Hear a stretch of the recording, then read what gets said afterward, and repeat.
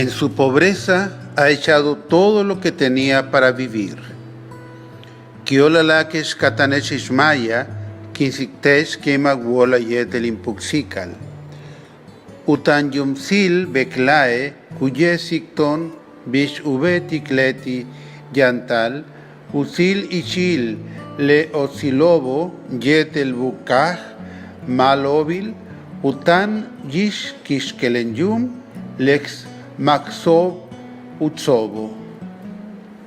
Muy queridos hermanos y hermanas, les saludo con el afecto de siempre y les deseo todo bien en el Señor en ese domingo 32 del tiempo ordinario. La generosidad es una característica propia del ser humano.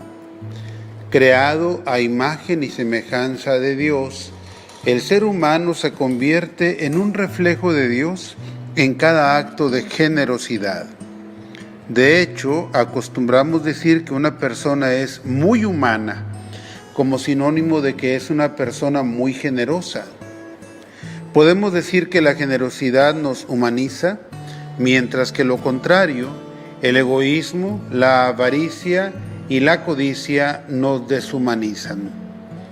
La generosidad es más notoria y hasta sublime cuando la persona se desprende de algo que le es muy necesario.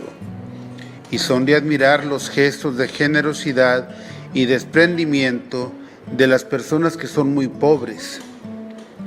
Cada acto de generosidad es obra del Espíritu Santo que nos inspira, fortalece y mueve para actuar en la caridad. Lo contrario es obra del demonio, que busca frenarnos para no dar nada o negarnos a un servicio. A nosotros como seres humanos y más aún como hijos de Dios, nos queda la libertad para decidirnos por el amor. La primera lectura de hoy, tomada del libro de los Reyes, nos presenta el llamado de Dios por medio del profeta Elías a una persona que vive en la miseria para que se desprenda con fe de lo último que tiene para vivir. La región estaba pasando una época de sequía y hambruna, y el profeta, al pasar por la casa de una viuda pobre que tiene un hijo, le pide agua y que le prepare un pan. Ella se disponía a darle agua, pero cuando escucha la solicitud del pan, le presenta su situación diciendo: «Te juro por el Señor tu Dios que no me queda ni un pedazo de pan, tan solo me queda un puñado de harina en la tinaja y un poco de aceite en la vasija. Ya ves que estaba recogiendo unos cuantos leños. Voy a preparar un pan para mí y para mi hijo. Nos lo comeremos y luego moriremos». Es una situación verdaderamente dramática la que vivía aquella mujer, y es precisamente ella quien recibe la visita del profeta, quien, a pesar de conocer la situación de su miseria, la invita luego a la fe, la esperanza y a la caridad, generosidad. Pues le pide que no tenga miedo, que prepare el panecillo y que se lo traiga a él, profetizándole que en adelante no le faltará harina en la tinaja ni aceite en la vasija, hasta el día en que el Señor envíe la lluvia sobre la tierra. La respuesta de la viuda no se hizo esperar. Le preparó el panecillo al profeta, confió en Dios y la profecía se cumplió. La verdad es que muchos pobres ven cumplido este milagro en su diario confiar en Dios y en su frecuente compartir con quien les necesita. En el Santo Evangelio de hoy aparece otra viuda pobre depositando su limosna en una alcancía del templo. Ella era invisible para la mayoría de la gente que no la tomaba en cuenta. Pero Jesús fijó su mirada en ella, que depositaba 2 moneditas de muy poco valor material, pero de un inmenso valor espiritual, por el gran desprendimiento de esta mujer que echó todo lo que tenía para vivir. Y Jesús la puso como ejemplo a sus discípulos. Les hizo ver que esa pobre mujer había dado mucho más que los ricos que depositaban una gran cantidad. Definitivamente que la mirada de Dios no es como la de los hombres. ¿Cómo ve el Señor a los migrantes? Seguramente como sus amados hijos que necesitan fortaleza para el camino y sabiduría para tomar la mejor decisión. ¿Cómo los ve el presidente norteamericano? Los ve como enemigos, como criminales en su mayoría, como un enemigo para justificar su gobierno ante los votantes. ¿Cómo los ves tú? ¿Cómo los veo yo? Muchos de los que ayudan a los migrantes del camino son gente pobre, de escasos recursos, pero con un gran corazón, que los reconocen como sus hermanos, como a hijos de Dios, a quienes deben ayudar porque sienten el impulso de parte del mismo Dios que en su corazón los invita para ser generosos.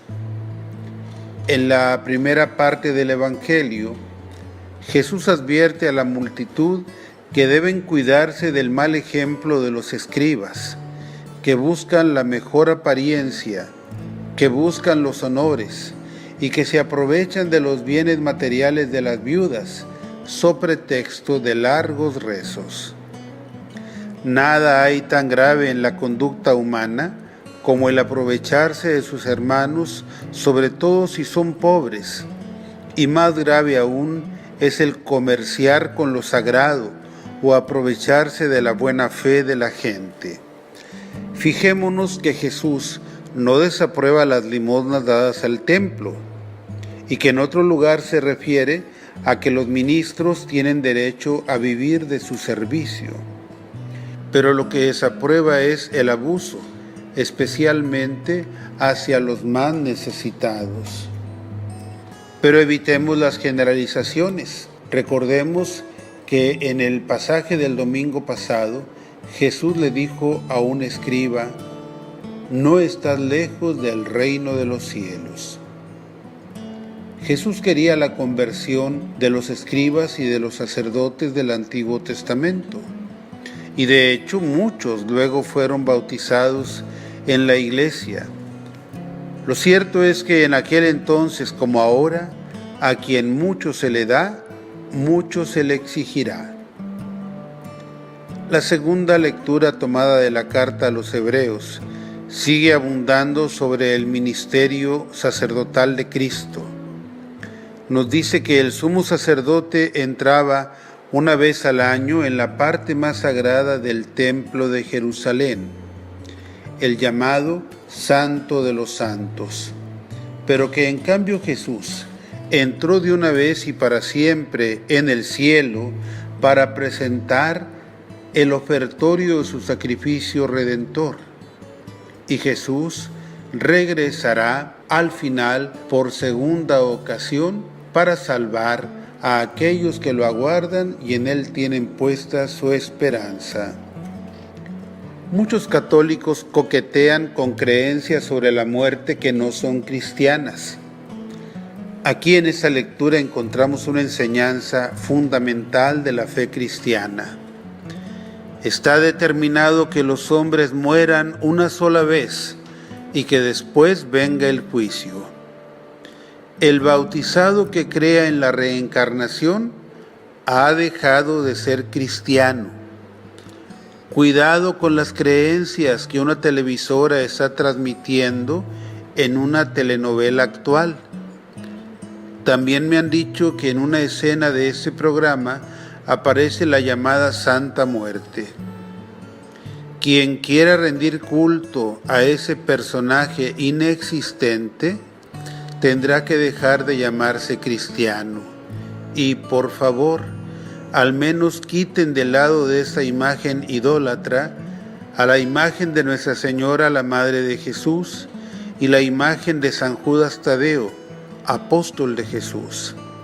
Sepan con certeza que la Iglesia no aprueba ni mucho menos impulsa este culto, impulsado más bien por los líderes del narco. También los que se dedican a la brujería llenan sus recintos de imágenes católicas para inspirar confianza a quienes acuden a esos lugares. Pero tengan por cierto que esas prácticas son reprobadas por nuestra fe. Pongamos nuestra confianza en el Señor y aceptemos su santa voluntad sin buscar remedios mágicos. Una cosa es creer en la existencia de los milagros y en el poder de Dios, y otra cosa muy distinta es querer obligar al Señor a hacer nuestra voluntad mediante prácticas de hechicería. Apartémonos de los charlatanes que abusan de nuestra necesidad. Cuidemos la pureza de nuestra fe. Que tengan todos una feliz semana. Sea alabado Jesucristo.